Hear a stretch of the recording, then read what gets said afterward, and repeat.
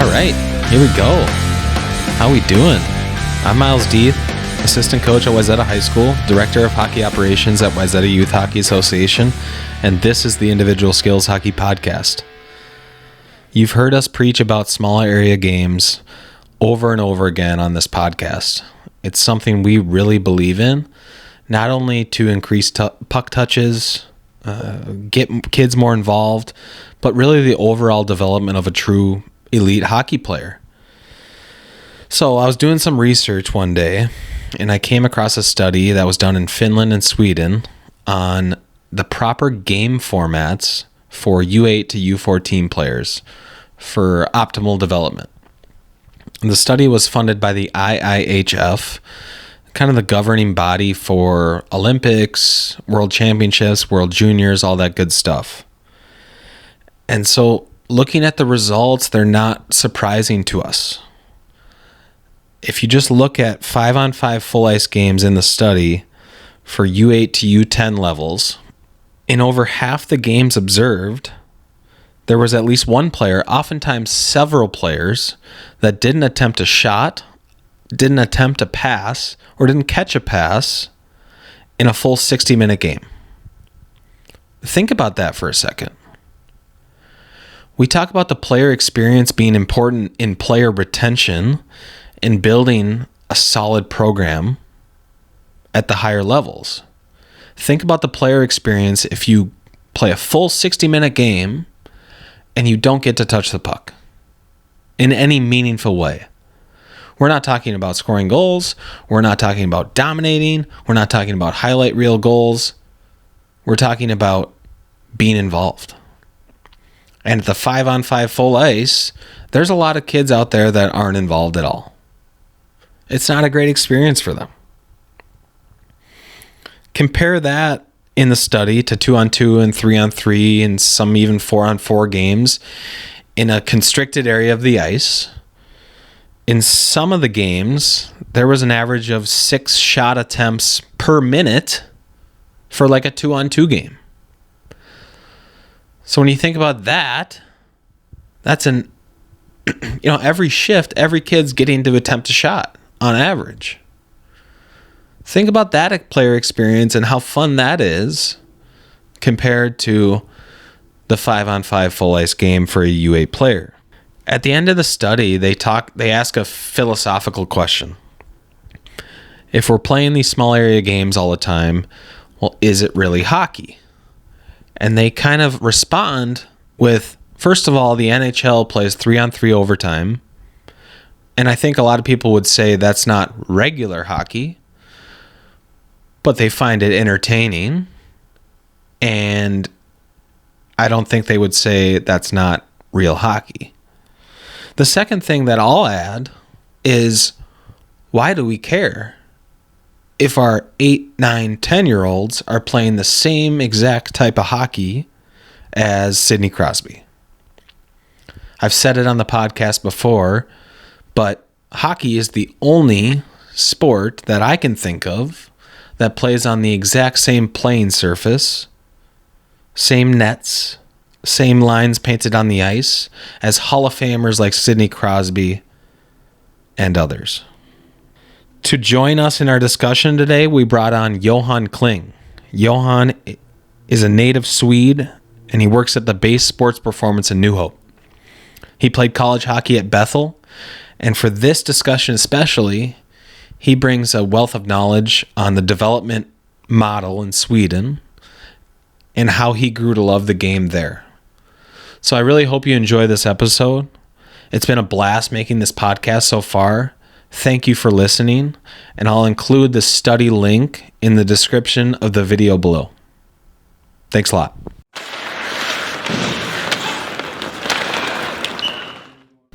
All right, what's up? We're back with another episode. We're lucky to be back at the Base Sports Performance in New Hope, and we have a special guest on the podcast today. His name's Johan Kling. He works here at the Base. Johan, how's it going today? Pretty good. Thank you for having me. And we also have Ben Monahan back for his, what episode number is this for you? 6. Thank you for having me back, Miles. I look forward to it every time. 6 out of, this is episode 18, so you're batting you make a good living in the major leagues. Yeah, you're batting 1 or 2. That's pretty good. Yeah. I give that to you, Ben. Plus, my speed would put me up at the top of the order as well.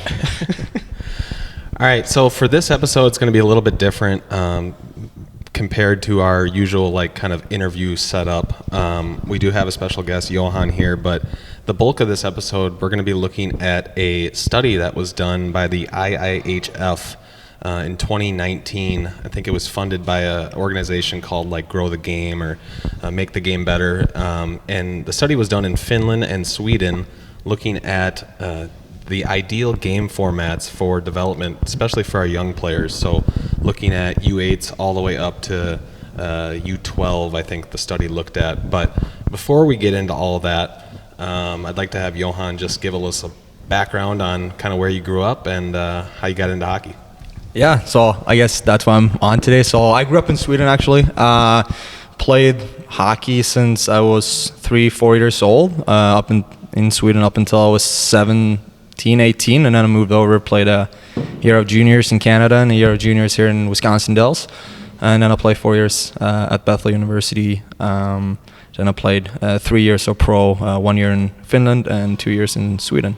And now I'm back in the U.S. and working here at the base with Benny and Dave Brown and all the fun guys here. So, Johan, tell us a little bit about your coaching background too, because you've been part of some level of Swedish national teams, correct? Yeah, correct. So, I probably started getting into coaching and coaching development when I was 16. I worked at one of the largest hockey camps in Europe that was based in Sweden. They had about 1,200 kids this summer coming in, and it's a week-long camp. So I was assistant coach for a few years, and I was actually the youngest ever head coach of that camp when I was just 18 years old.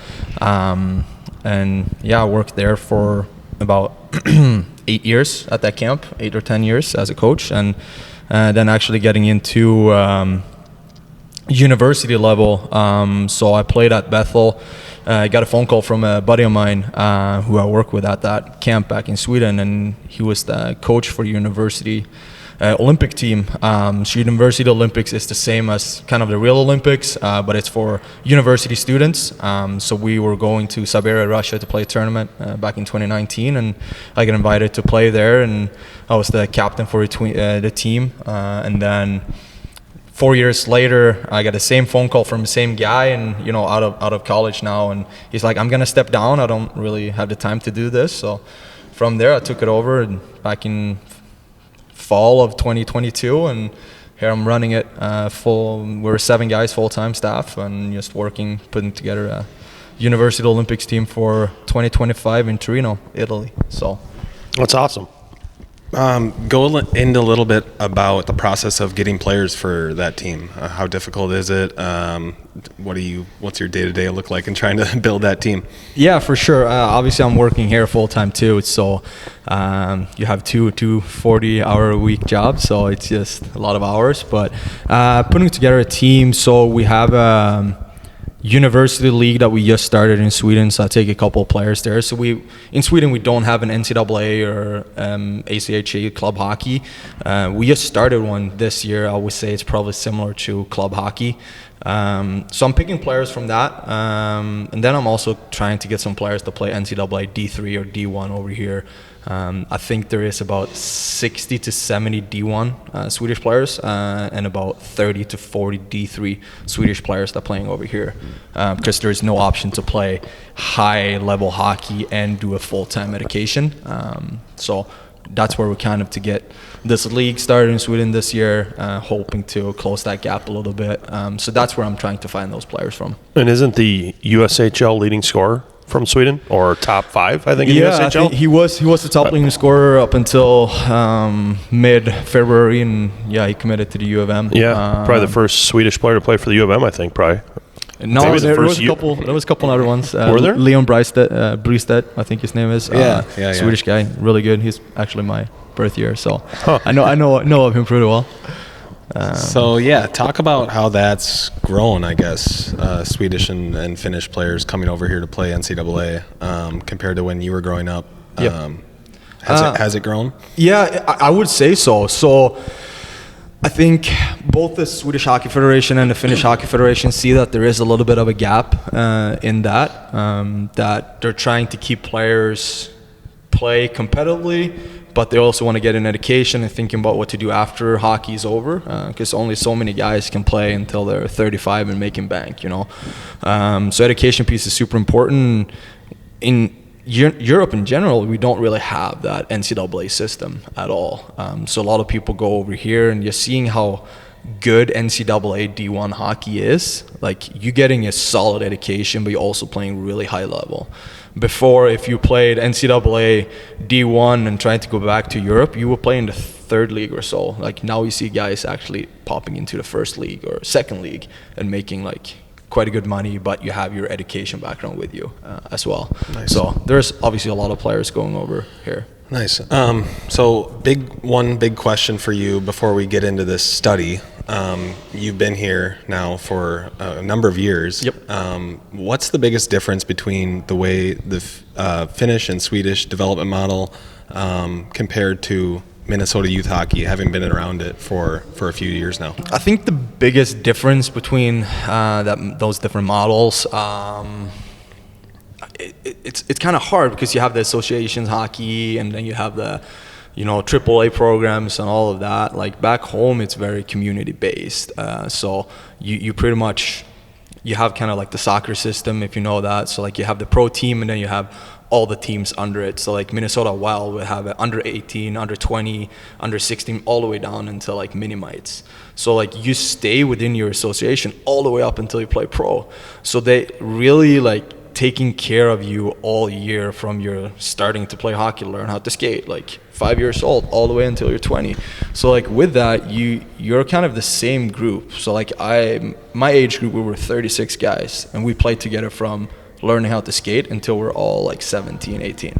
So when you say it's community based, is it like everybody's from the same area? Yep. Or can you go play wherever? So would you describe it as more like youth hockey here in Minnesota, or the AAA version of hockey where it's kids coming from multiple areas? I would say it's probably more like the youth hockey, right? You have to be from that area, and it's where the pro team is located, basically. The pro team is located. Okay. So like, everybody obviously want to play for the pro team that's the highest level, and obviously like my hometown team, they play in the first league, so everybody wanted to come, but we can say, hey, we don't bring in anyone until you're 18 or 17, 18, then we can start bringing in kids from other areas. So that's kind of where you get into like the closer to the AAA. But so we train together all year round. Like, when April hits, we don't touch or see the ice until late August. We just 2-3 times a week, we're doing some off-ice stuff, whatever that is, playing soccer together, wrestling, doing different sports, and then playing a bunch of games outdoor during the summer. And then obviously, the hard training, running, and all of that fun stuff too, right? But then during the winter, like, we're on the ice like 3-4 times a week with the guys, and we have coaches coming from the under 20 team coming down, and sometimes we even have the SHL, like the first league coaches, coming down and like being at a practice and running those. And so I see it as it's a community based, and everybody feels involved. Yeah. So when you said you had 36 kids of your same age group, is that what you said? Yep.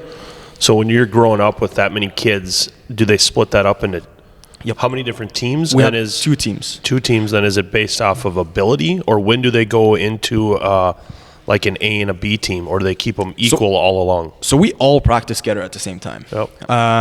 We all 30 on the ice at the same time, so they did a really good job of like splitting it up, 10 in each station or 8. So we do obviously station-based training, but you start off with a game, and then you do some skating for like 10-15 minutes every single session. And then after that, you go into stations, depending on like the week and the phase or whatever they have planned. They will like then program out. It's like, oh, we're gonna play this team. We call them white or green. It was not like, this is all the top guys on the white team, this is more of the guys, development guys. It was like split up, so like half and half, and you learn how to play with everyone. So like, if you're a top level skater that you're the best one on the team, you will still have to play with some of the guys that are just beginners, because you need to learn how to play with them. But then when you get to like big tournaments, obviously you put the good teams together and you like a showcase team in a sense. Yeah. You put them together and then they play. So I think it's a good perspective of that. Like you learn how to play with everyone. So like you can dominate, but you can also sometimes struggle, right? So Yeah. Well, it kind of reminds me of like, I mean, I think the American development model stole a lot of stuff from what Sweden and Finland were doing. And we see that with the station-based practices for sure. I think they were doing that before we started here in the States. Yep. Did you have something, Ben? I was just curious to know, like in the U.S. and specifically here in Minnesota, there's so many multi-sports, kids out there that are playing football, baseball, basketball, hockey, and when you think of the state of Minnesota, hockey is probably still the fourth sport by numbers. I think baseball is probably 1, basketball is probably 2, and then football is kind of dying off a little bit. But in Sweden, what are the other sports like for kids? Because obviously you don't have American football. It's soccer, and soccer over here is obviously I think bigger than hockey even. Taking off, yeah. Are the kids over there? Is their dream to be a hockey player, or are they competing with other sports as well? Oh, they're definitely competing against other sports. I would say, because I'm coming from the hockey world, I would say hockey's number 2 after soccer. Yep. Or as we call it back home, football. Yep. So like that is the number 1 sport. Like, and the cool part is as I said, like we all skate together during the fall, winter, and spring, but then you pretty much all of you play together on the same soccer team too. So like you're with each other 24/7 all year round, 365, but you just play different sports together. So I would say soccer is another big sport. We obviously have handball, basketball. I wouldn't say they're like massive, but they're growing. We have another sport called floorball. So it's another big one back home that we play a lot. And that's one of the things that we do in our off ice. Instead, you can't be on the ice, but you still want to have the stick work and all of that. So we play a lot of floorball. Do they not have baseball over there? Yes, they have a league, but it's like, guys that are playing D3 over here come over and they dominate the league. So it's like, I don't know if the level is very good. All right, should we get into some of the study stuff? Yeah, I love it. Yeah, for sure. All right, so I'm just reading off the introduction of the study. Basically, the purpose behind the study was to decide or have a discussion of whether we should use full ice games, cross ice games, how often, how many players are on the ice, at what age should they start playing full ice games, and it's just like it's something that it gets discussed a lot over here, I think. But reading a study like this is cool because they actually have data to support some of these claims that sometimes we talk about on the podcast, right? So. Yeah. Just laying out the study, there was the age groups were U8, U10, 11, 12, and they did do U14, boys and girls. There was a study observation done in Finland and then Sweden as well. And then the aim was to see how changing the game format affected the actions of the players. The game formats varied from 2-on-2 to 5-on-5 games, always playing even strength situations. One puck was used during the games, and obviously, yes, I said it already, there's no power play or penalty kill. One shift was 60 seconds long. Yep. Shots and shooting attempts were measured. Passing and passing attempts were measured. And then also, which I find pretty interesting, is the skating distance and the skating velocities were recorded. So, the first point I wanted to... I should mention the rules of the game. Every shift started and ended with a timekeeper blowing the whistle, so not changing on the fly. No penalties. Major offenses were noted. Every time a goal was made, the new puck was placed to the team conceding the goal, so there was no face-offs. It was meant to maximize the amount of activity on the ice. First point I wanted to discuss, first kind of result that they observed in the study, shooting results. From Sweden, during the full ice game format, 5-on-5, the overall lowest amount of shots were counted in every age group. When dividing all of the counted shots per player participating on the ice, the lowest number of shots was also counted in 5-on-5 in each specific rink size. So I highlighted this. If there was there was an average of 1 to 2 shots in a minute for 10 skaters on the ice in a 5-on-5 game. So 1, maybe 2 shot attempts for a 5-on-5 game.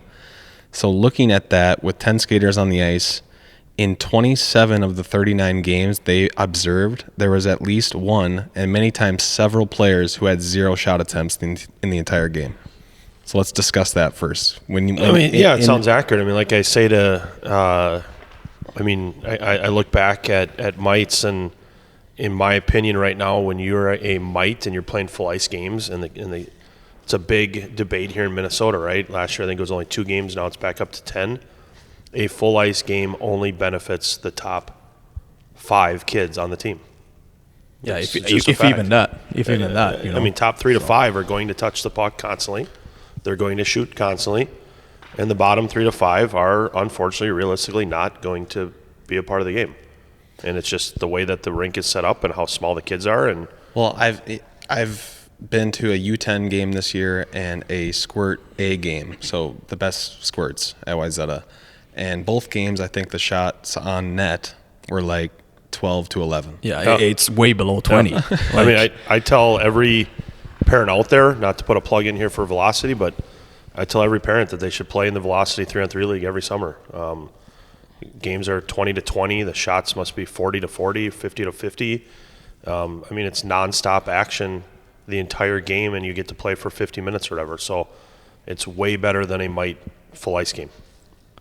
Yeah, and I can take it back to like when I was a kid, and I think up until I was like 10, we play cross ice, like 5-on-5 or 4-on-4, and you get to see the puck so many times, and you're like, oh, I got the puck, and then sometimes some other teams wanted to play 5-on-5 full ice, and you saw the puck one time during a full game, and you're like, I hate hockey. Yeah. Right. So, that's just the reality. I think one question people have for like the cross ice in Sweden. Like, do you keep score, or like, is there like a winner and a loser? Because like that's always the pushback, right? Like, yes and no. Cross ice is like you're not. There's no winner. There's no loser. They're not learning how to win. Well, and the play other a real pushback game. is always it's not real hockey. Yeah. It still is real hockey. So did they keep score, or So we had a cross ice game going on at the same time as someone was playing from like the red line to the goal line. So there was 2 games going on, and only so many things can be up on the scoreboard. So it always kept score on the big game, but we all knew the score. Like, you're a kid, like you know the score, even though no one tells it to you. They're like, oh, we all won today, but it's like, no, we won by 10. Like, come on. Yeah. So it's like, yeah, you didn't really keep score, but yeah, in a sense you did. Yeah. Like, all the kids know. you're still competing? Yeah. And yeah. So and it's so hard to. Kind of like we've talked in the past, is that you have how many mite coaches in Wayzata, and you're trying to get the concept through to them. But it's like when they took away the full ice games, then the next thing was 3/4 ice games, and the coaches would move the nets up to the top of the crease and play and call it a 3/4 ice game. And it's like they can't grasp the concept to just play half ice or cross ice, and it's so much better development. yeah. And that's at Squirt 10U mites as well. Yeah, and I don't know. I have some idea what the different game things that you have on your study there, but like I remember like 8U, 9U, like you play that cross ice, and then after that it was 10U, 11U, you play that quarter, or even like 12U sometimes, and then after that it was full ice. Like, so this is what they used in Sweden for their rink sizes. They had a full ice game. They had a east-west 1/3 of the ice game, so like just inside the blue line. Yep. East-west, and then they had a 1/4 of the sheet of the ice, east-west, which is top of the circles, playing back and forth. And then they had a 1/6 sheet of the ice playing north-south. So just inside the blue line, like to the goal line, was their kind of areas they used. Finland used they used a half of the ice sheet north-south, which is pretty interesting, I think, as a kind of a fun idea. And then a 1/4 of the sheet of the ice north-south, and then they played. So they did more north-south. They did a half ice game north-south, and a 1/8 of the ice north-south. So, did you have a question off that one? No, I mean just. I was just curious to ask. So, in Sweden, when it comes to like a practice plan over there, at any ages, let's just say 8U up to like 14U, like we're discussing here, What is the percentage of each practice that is small area games? I would say probably a third of practice is some type of skating. Yep. And A third of it? A third of it would probably be like you're looking between 15 to 20 minutes of skating. Yep. Because obviously that is the number one thing that kids need to work on. Yep. And then after that, I think it's a lot of small area games, to be honest. So like, would you say it's like the station things are obviously sometimes like skill, stick handling, but it's not like it's in a game situation, right? So like one of the stations, we say we have 4 different stations. 2 of those stations would be small area games, like battle in the corner, 2-on-2, like pass to the coach, 2-on-2, like stuff like that. Or even like a shoot off the pass, and then like Yeah. a second puck gets dumped in, and now it's a one-on-one battle. Yeah. So it's like you're playing a one-on-one, but like you're getting that technical shooting aspect right at the start of the drill. Yeah, stuff like that, and a lot of like even like just one-on-one. Now you play offense. If you win the puck, like you go offense, defense, in and out. Like, so it's a lot of thinking for a kid, but it's also like I think that helped a lot. So you would say that of a 60-minute practice, on average, 25 to 30 minutes might be spent on some type of small area game? Yeah. With concepts built within it? Yeah. So I would say 20 minutes skating, 30 minutes small area games, concept, and then 10 minutes of, just pure skills. Yeah. And see, over here, Miles, we've talked about this in the past. It's just so many coaches don't see the benefit of the small area games to where they think that kids aren't learning how to break out or they're not learning a neutral zone trap at the age of 10 or the power play or penalty kill stuff. And it's just coaches, it's so much easier to run a practice too if it's for sure 25 to 30 minutes of small area games. But that's the thing too. Like when you say small area games, everybody thinks cross ice 3-on-3. I have to play it. Correct. That's like the only game everybody can think of. And I'm like, yeah, that's one out of like 100 different games you can play. Like there is so many things like you can play. Yeah. But it's like it's your fantasy. It's like when we play certain games, we take it from different sports. Yep. So like we take it from handball, we take it from soccer, we take it from floorball. Like we take things that we do with those different sports and just put it on the ice. Yeah. Like that doesn't mean that we're throwing a football around, but like we take the concept of the game and then you can put it as a small area game. Yeah. Yeah. So. All right. So next area, let's look at passing. A lot of complaints that we get is that our Pee Wee and Bantam teams don't know how to pass, right?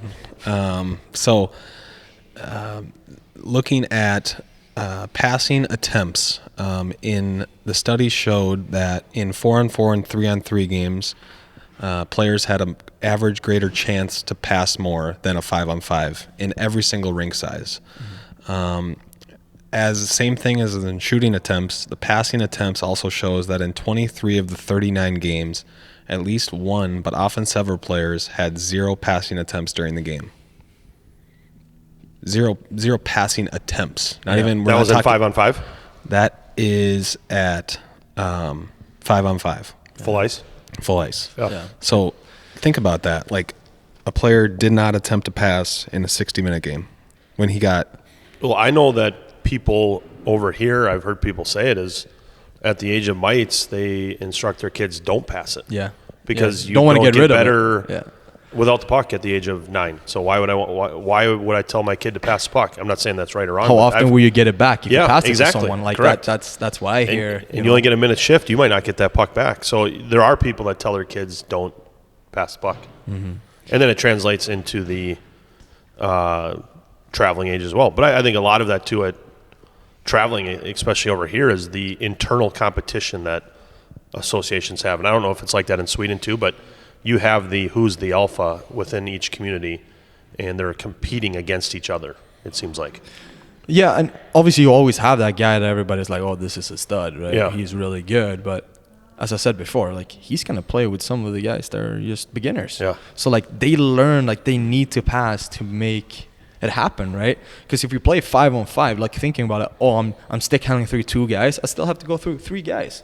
But when you play 3-on-3, I'm stick handling through 2 guys, I still have to play 1 guy, but 2 guys going to be wide open. 2 guys on my team's going to be wide open, right? It's comparing to like so that's where it comes in. That's where I like to do like numbers. Like if you play 5-on-5 full ice, like and that goes into what Judd was saying when we had him on, how East Grand Forks does all their squirts together for the first half of the year. They don't make their squirt teams until after January, or January 1st. Yeah, so your best squirt is playing with arguably then the worst squirt at some point in time for that months of October, November, and December. And that's a learning thing too. So it's like hockey today, correct? Like it is all about speed. Like everybody's looking at Connor McDavid, everybody's looking at, Draisaitl, all of these players. But like some of the smarter players in the NHL are the guys that are not as fast. Yeah. Because they can slow down the game by just making plays and be in the right positions. Like take Joe Thornton for a couple of years ago when he was like, to the end of his career. Yeah. But Can move as well anymore. He was moving well. He was making plays because he was just playing smart. Did you bring him up because you have the same beard style as he Yeah, does? I tried to look like him. Okay. It's hard. Yeah. But So I wanted to highlight this too, because I think it's pretty interesting. When you look at passing attempts per minute, the 2-on-2 game in the 1/4 of the ice going north-south is the most passing attempts per minute at 6.4 attempts per minute. There's only 4 players on the ice in that shift. So everyone's getting at least one on average. Some players are passing the puck. And what length of the rink were they using for that? 1/4 of the ice sheet going north-south, so kind of like in the corner. yep.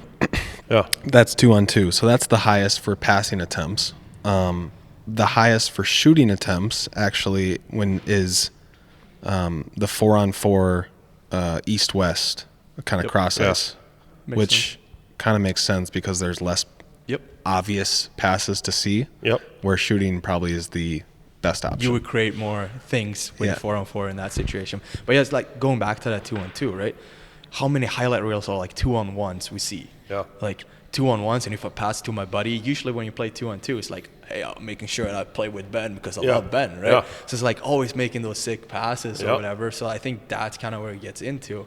But then as soon as it's 3, it's like me and Ben. And I don't know if Miles want to play with us, right? Like me, I love Ben, right? So you're getting into that. But like it's always easy to play with your best bud. So I guess that's kind of. And then like as you shrink, so if you look at 3-on-3 in 1/8 of the ice sheet, so very, very small, 6 players on the ice, passing attempts go down to 2.8 per minute, but the shooting attempts go up to 6.6 a minute. So everyone's getting a shot in that shift. Yeah.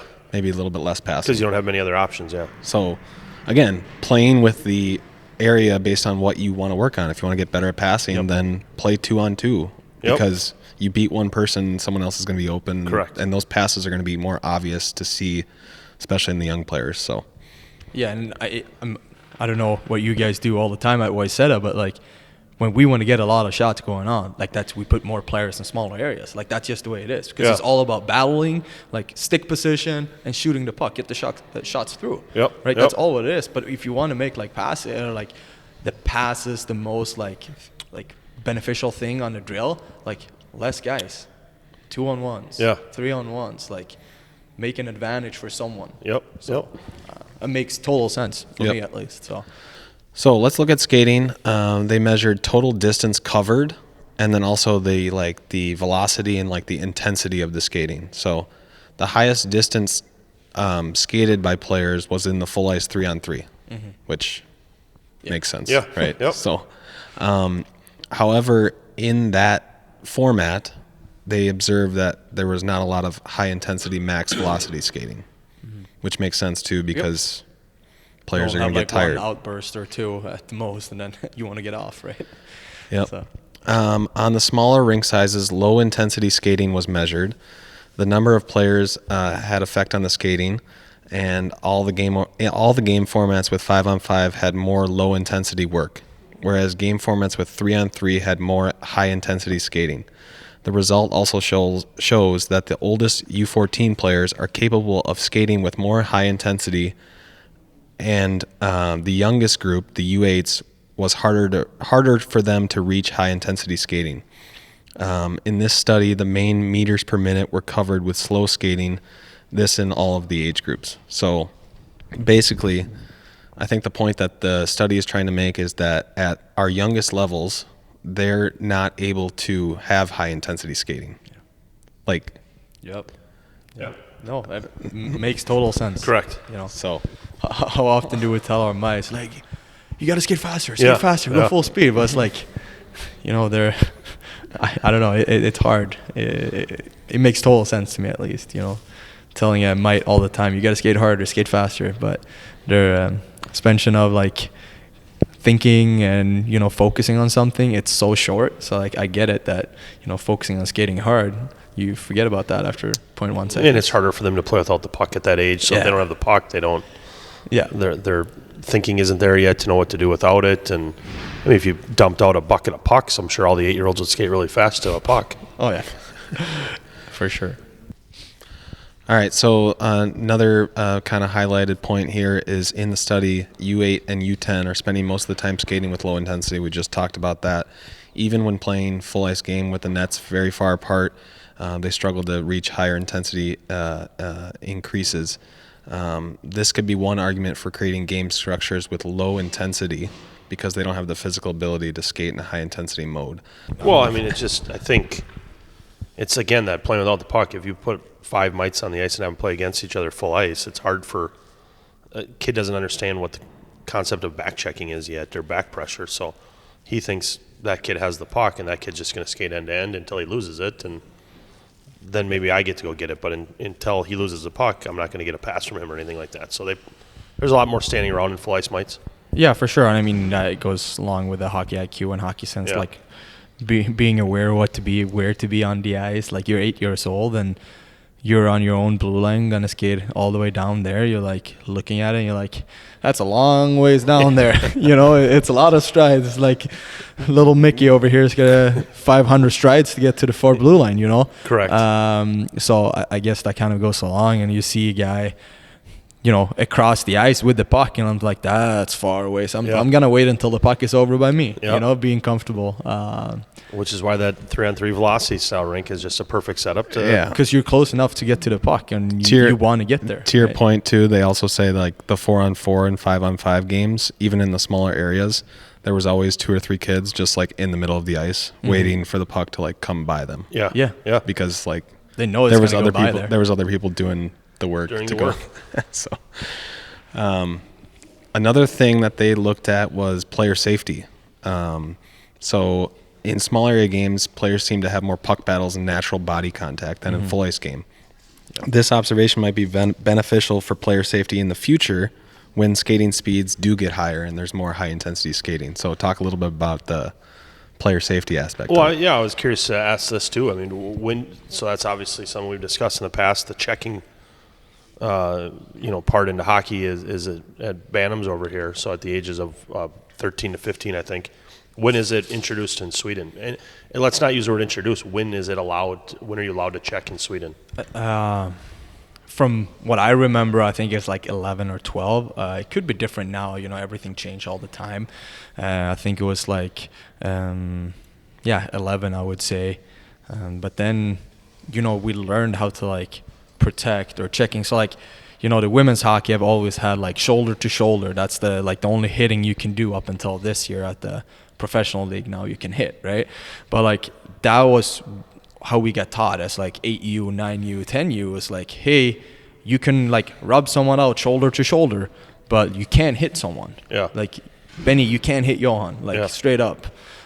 So we got taught that. So you learn how to like protect yourself a little bit, and then obviously when the speed goes up with the game, like now you can start, you know, doing hits. But I think we're running into those major issues right now with like the professional level in Sweden because no one knows how to take a hit or protect themselves from a hit because the speed is so high right now, like because they just wanted to get close to the NHL as possible, like the speed, so not everybody can protect themselves and learn how to protect themselves from a hit. So I think you kind of run into that problem a little bit because if you play these small area games and you learn how to be always aware of what's happening around you. When it's always been full ice, like you're running into the problem. I only see one guy every 4 or 5 shifts, and you know, you have a guy that's been hitting since he was a kid to a guy that never been hit before. He has no idea how to take a hit. Yep. So like, well, all right, that makes sense that he got a concussion first time he got hit. And now his parents are like, oh, Billy should never play hockey. It's dangerous. And I know within the Lakers model here, we introduce body contact at the age of 9 or 8. I mean, it starts out early. So coaches always wonder and ask, when can we introduce body contact, you know, now that checking's not allowed in Bantams. It's like, introduce it in last year of mites.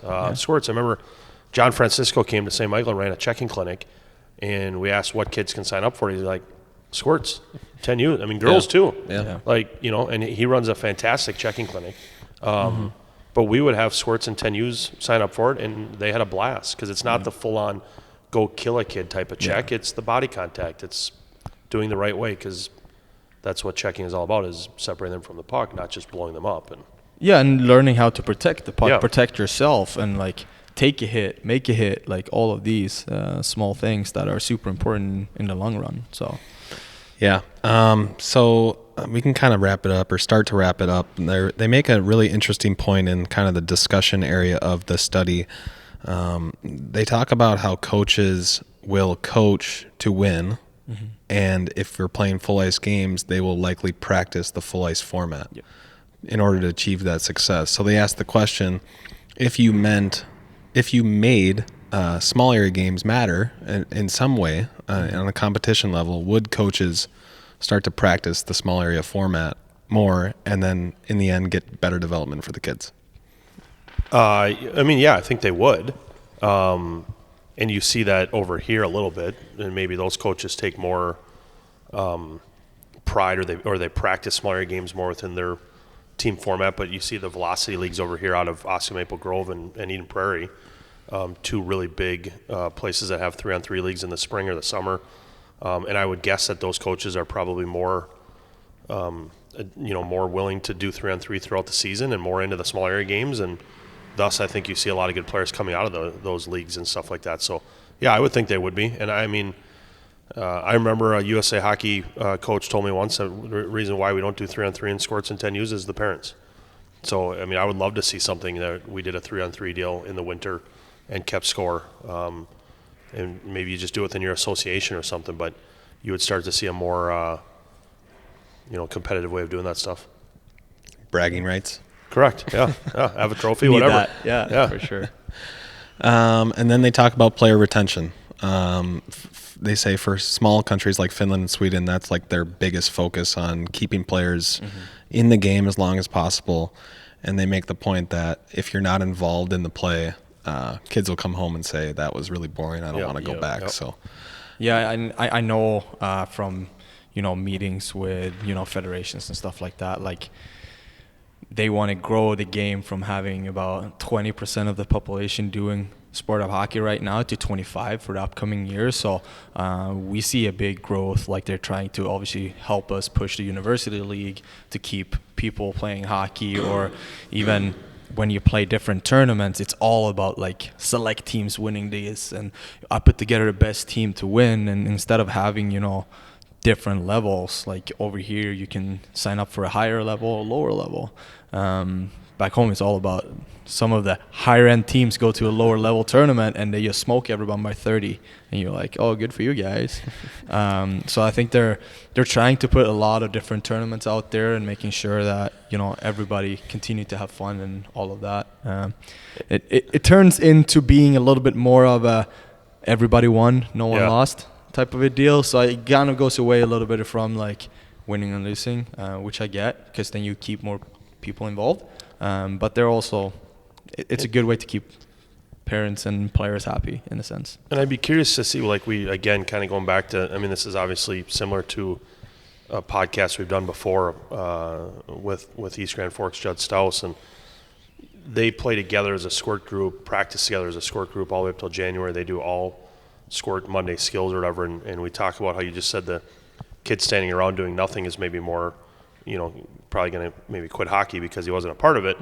Where up there, if they have 45 squirts, you probably don't have 10 kids that are brand new to hockey, never played, never skated, things like that. Where down here in the cities, you do get that. Like Wayzata, I'm sure you have 125 squirts.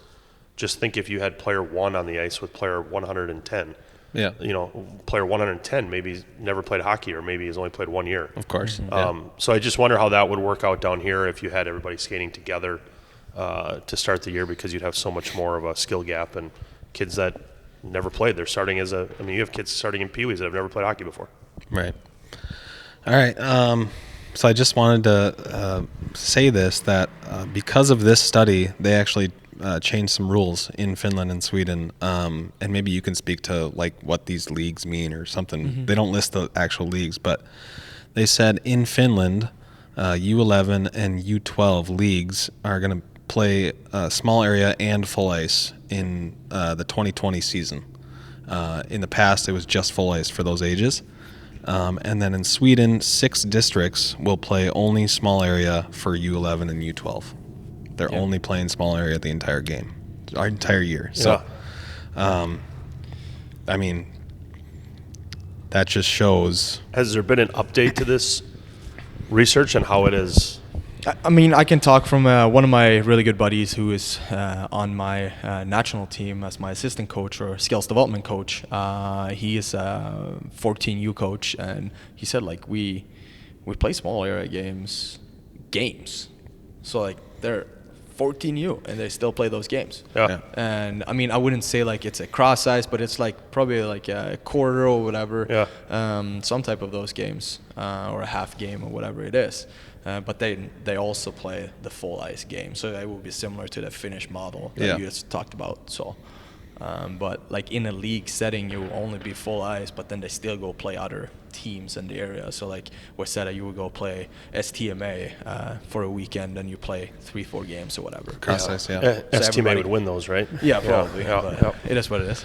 So Johan, what is? I mean, this is a question I'm curious, and we've obviously talked about already, I'm sure, but. What did you think are the one or two really big differences between hockey in Sweden and hockey over here in, let's just say, Minnesota? Yeah, I mean, I will probably go back to the community thing, that you're making sure that even the worst kid on the team, he needs to keep playing, because otherwise we might not have a team. So you help each other. You're like everybody's like in there with each other. Like when the off season, everybody over here goes all over the place. Like some guys like Minnesota Made, some guys Velocity, some guys Lakers, some guys whatever, association stuff. Like over there, everybody goes and play with the same soccer team. Yeah. So like it's more of a community in that sense. Yep. So I think for just hockey specifically, I don't know. I think we are getting, or Minnesota hockey getting closer to what we do in Europe, but I still think they're a couple years behind in that like model sense and getting all the coaches on board on the same page. Yeah. I think that is to say, like, because you still have coaches that are still, when I played high school back in '84, like this is what we did. Yeah. And like that doesn't work for a MITE program. Yeah. In 2024. Yeah. So. And like the proof is there. Like Finland and Sweden, I don't have the population numbers, but like I would say 10 million in Sweden and 7 million in Finland. So the amount of players they're producing, it's impressive, right? So the question, Miles, to put out to you is, this works in places like East Grand Forks, Warroad, maybe even Moorhead. Can you get this to work in a 2.5 million population, Minneapolis, St. Paul? Well, you have to be strategic on how you do it. Yeah. You cannot, like you said, you can't have 120 squirts on all mixed up together. Yep. It's not going to work. Yep. But there's no reason why Zeta Squirt A can't go play St. Michael and Maple Grove in a 2-hour ice block, like a pool and play play 6 small area 2-on-2 games and keep score. How many times did the Wayzata Squirt A's this year do a shared practice with another team that was actually just a shared practice? The Squirt A's practice together 95% of the time. No, I'm talking about with another. So when my son was a squirt, we went and practiced with a different Wayzata, association? And we went and practiced with Maple Grove. Yeah. And we actually just ran a practice with them, and then we played full ice the last 10 minutes. But leading up to it, we actually did drills with them. We did small area competition battles with them. And so we did that probably 6 times with Maple Grove and Wayzata when Easton was a squirt. Does Wayzata do that at all this year? Like, did any of their Squirt A teams go practice with another team and actually practice? I don't know. I'd have to check, but I don't think it was an awesome thing when we did it. I mean, those were some of the best practices that we had. Yeah, that's cool. That's cool for sure. But to answer your question, I don't see why not in some of this stuff. Yeah. And I think it's going to probably start with the MITE thing and getting rid of full ice games at MITES. Yeah, I think that's our first step. Yeah. That's which is going to be an association thing, because USA Hockey just brought back 10 full ice games because I don't know why parents were thinking they were going to leave or what? I'd love to know the reason why they brought it back to 10. Yeah, but to now go away from that, it's not going to happen by USA. So that would be an association. So that'd be Miles Deeth declaring that in Wayzata Youth Hockey that you're only going to play half ice and cross ice games. And let's end on this, because let's talk about some of the pushback. Like, we try to talk about it all the time, where like the most common thing I see is like they're not going to be ready for squirts if they don't know how to play a 5-on-5 full ice game. And your response?